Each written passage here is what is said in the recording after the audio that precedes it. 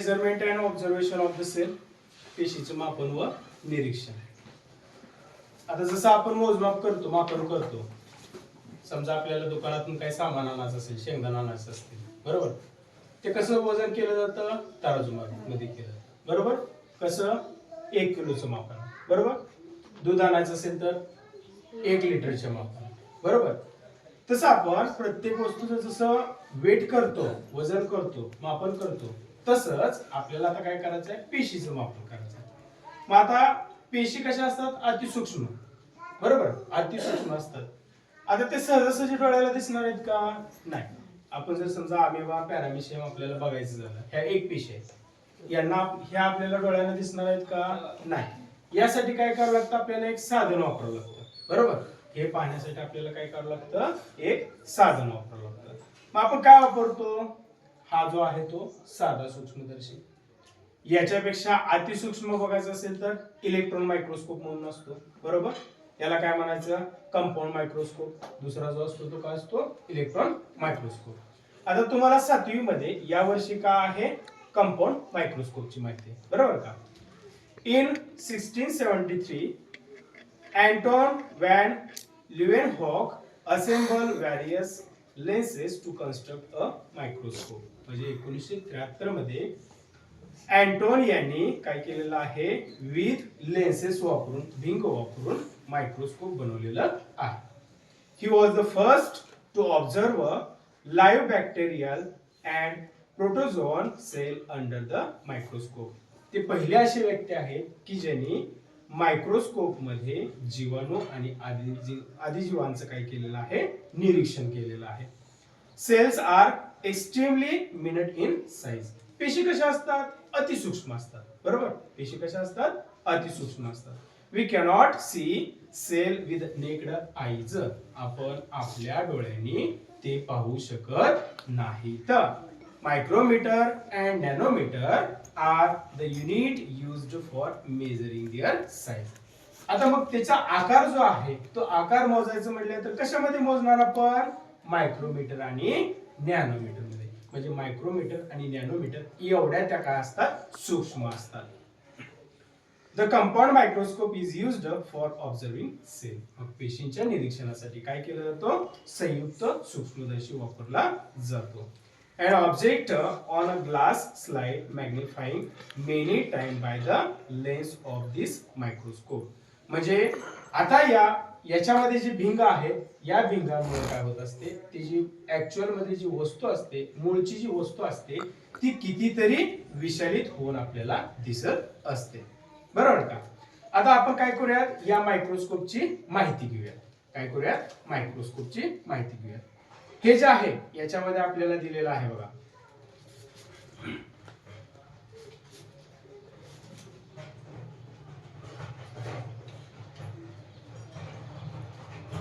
याच्यामध्ये काय दिलंय बघा. असं काहीतरी दिलेलं आहे, दिसलं? हे काय आहे? आयपीस आहे. काय आहे? आयपीस आहे. आता हा कितीचा आहे? तर 10x वाईडचा आयपीस आहे. कितीचा? 10x चा. हा काय केला जातो? ही वरच्या बाजूला जी नळी असते ना, पोकळ नळी असते, याच्यामध्ये ठेवलं जातं आणि याच्यामधून काय केलं जातं? निरीक्षण केलं जातं. ठीक आहे. हा एक आयपीस झाला आणि दुसरा हा एक आयपीस झाला. हा जो आहे तो याच्यावरती किती दिसतोय तुम्हाला? 15, बरोबर. 15x eyepiece. हे झाले 2 आयपीस. ही जी आहे तर ही काय आहे? एक ट्यूब आहे. ही काय आहे? ट्यूब आहे. काय आहे? हे ट्यूब. हे जे आहेत हे पोर्स आहेत बघा, म्हणजे फोकस नॉब आहेत बघा. हे यानं काय होतं? हे जी ट्यूब आहे ते काय होते? वर खाली होते. वर खाली होते याचा अर्थ काय केलं जातं? ते लेन्स कॉन्सन्ट्रेशन केलं जातं. म्हणजे त्या ठिकाणी काय केलं जातं? आपल्याला ऍक्च्युअल मध्ये प्रतिमा बघायची असेल तर त्याची साईज काय होते? इथून पुढे मागे केल्यानंतर काय होते? कमी जास्त होते. म्हणजे याचं अंतर जे आहे ते काय करू शकतो आपण? कमी जास्त करू शकतो, बरोबर. त्याला काय म्हणतात? फोकस नॉब असं म्हणतात. हे जे आहे बघा, हे फाईन फोकस आहे, सूक्ष्म नॉब आहे, बरोबर. एखादी वस्तू आपण इथे ठेवली, समजा बघा हे ग्लास लाईट आहे, हे काचपट्टी आहे, याच्यावरती आपण काहीतरी एखादा पदार्थ घेतला आणि तो काय केला आपण इथे ठेवला. ठीक आहे, इथे ठेवला. ह्या दोन पट्ट्याच्या सहाय्याने हा काय करून घेतला, फिट करून घेतला. ठीक आहे, काय केला, फिट करून घेतला. ते फिट केल्यानंतर हे जे अंतर आहे, हे अंतर आपण व्यवस्थित करून घेतल्यानंतर काय केला जातो, आपल्याला अति झूम पाहिजे, ती वस्तू कशी पाहिजे, अति झूम पाहिजे. तर मग आपल्याला ह्या दोन्हीपैकी एक आयपीस वापरावं लागतं. ते आयपीस वापरून आपण काय करणार, मग हे याच्या मार्फत काय करणार, फाईन फोकस करणार. फाईन फोकस करणार म्हणजे ती वस्तू आणखी आपल्याला काय दिसू शकते, विषारी दिसू शकते. म्हणजे प्रत्यक्ष आपल्याला ती काय करता येते, त्याच्यामध्ये ऍक्च्युअल मध्ये आपल्याला जशी प्रतिमा पाहिजे तशी आपल्याला त्याच्यामध्ये मिळू शकते. ठीक आहे, पुढे आहे बघा, हे आहेत ते काय आहेत, ऑब्झर्विंग लेन्स आहेत. काय आहेत, हे ऑब्झर्विंग लेन्स आहेत. 3 असतात, इथे इथे इथे. आता याच्यामध्ये एक आहे बघा 45चा आहे, एक 10चा आहे, आणि इथं तुम्हाला पाहिजे असेल तर आणखी एखादा बसू शकतो आपण. मग हे अशा पद्धतीने फिरवलं जातं. आपल्याला ज्याच्यातून वाईड अँगल मध्ये बघायचं आहे त्याच्यातून आपण काय करू शकतो, हे या ठिकाणी सेट करून आपण काय करू शकतो, पाहू शकतो. हा काय झाला, ऑब्झर्विंग लेन्स झाला. बरोबर. आता या ठिकाणी ही जी पट्टी आहे दिसते ना ब्लॅक कलरची, तर ही का आहे, स्टेज आहे. स्टेज म्हणजे मंच.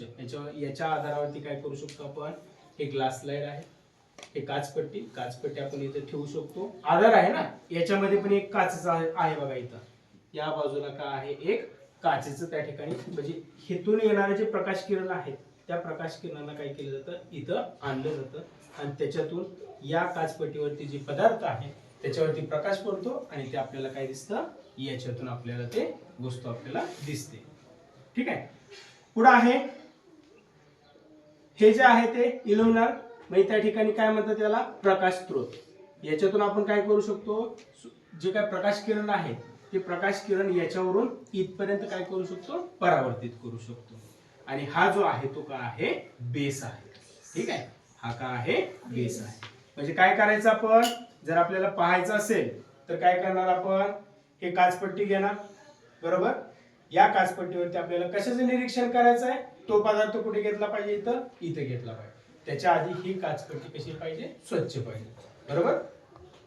काचपट्टीवरती काय करायचं, आपण पदार्थ घ्यायचा, तो व्यवस्थित या ठिकाणी सेट करून घ्यायचा.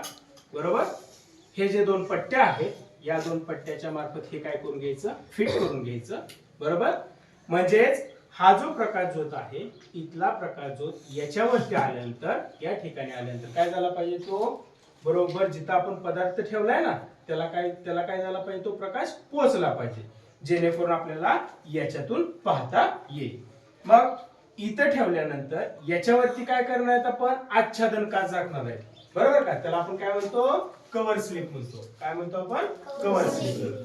म्हणजे समजा आपण एखाद्या कांद्याचं निरीक्षण करायचं झालं तर कांद्याचं निरीक्षण करताना कसं करणार, आपण एक कांद्याचा पापुद्रा घेणार. बरोबर. एकदम अतिसूक्ष्म असा पापुद्रा घेणार. तो घेतल्यानंतर आपण काय करणार, ह्या ग्लास स्लाइड वरती ठेवणार. बरोबर. ग्लास स्लाइड वरती ठेवल्यानंतर त्याच्यावरती काय करणार, आपण आच्छादन काच झाकणार. आच्छादन काच झाकून झाल्यानंतर इथं आपण व्यवस्थित फिट करणार.